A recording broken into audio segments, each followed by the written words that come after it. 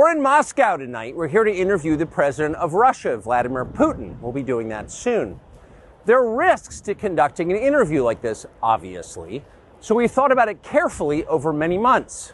Here's why we're doing it. First, because it's our job. We're in journalism. Our duty is to inform people.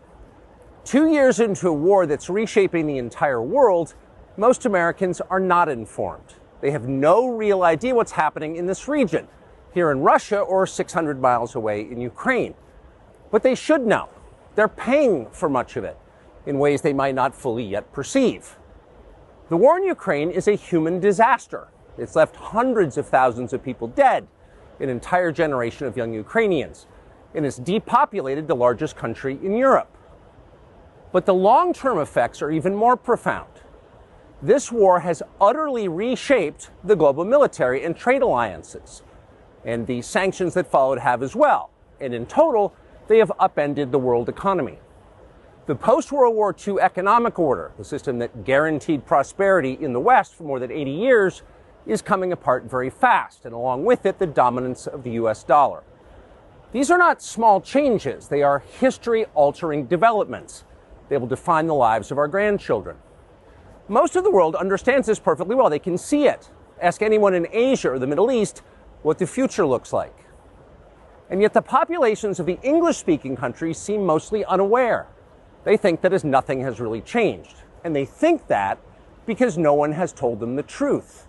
Their media outlets are corrupt. They lie to their readers and viewers. And they do that mostly by omission.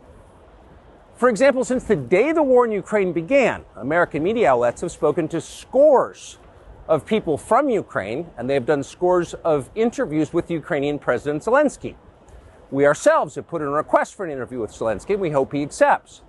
But the interviews he's already done in the United States are not traditional interviews. They are fawning pep sessions specifically designed to amplify Zelensky's demand that the U.S. enter more deeply into a war in Eastern Europe and pay for it. That is not journalism. It is government propaganda. Propaganda of the ugliest kind, the kind that kills people. At the same time, our politicians and media outlets have been doing this, promoting a foreign leader like he's a new consumer brand. Not a single Western journalist has bothered to interview the president of the other country involved in this conflict, Vladimir Putin. Most Americans have no idea why Putin invaded Ukraine or what his goals are now. They've never heard his voice. That's wrong. Americans have a right to know all they can about a war they're implicated in, and we have the right to tell them about it because we are Americans too. Freedom of speech is our birthright. We were born with the right to say what we believe. That right cannot be taken away no matter who is in the White House. But they're trying anyway. Almost 3 years ago, the Biden administration illegally spied on our text messages and then leaked the contents to their servants in the news media. They did this in order to stop a Putin interview that we were planning. Last month, we're pretty certain they did exactly the same thing once again. But this time, we came to Moscow anyway. We are not here because we love Vladimir Putin. We are here because we love the United States, and we want it to remain prosperous and free. We paid for this trip ourselves. We took no money from any government or group, nor are we charging people to see the interview. It is not behind a paywall. Anyone can watch the entire thing, shot live to tape and unedited, on our website, tuckercarlson.com. Elon Musk, to his great credit, has promised not to suppress or block this interview once we post it on his platform, X, and we're grateful for that.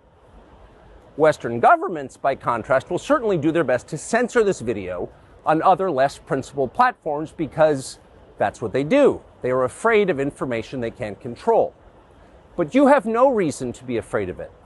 We are not encouraging you to agree with what Putin may say in this interview, but we are urging you to watch it. You should know as much as you can. And then, like a free citizen and not a slave, you can decide for yourself. Thanks.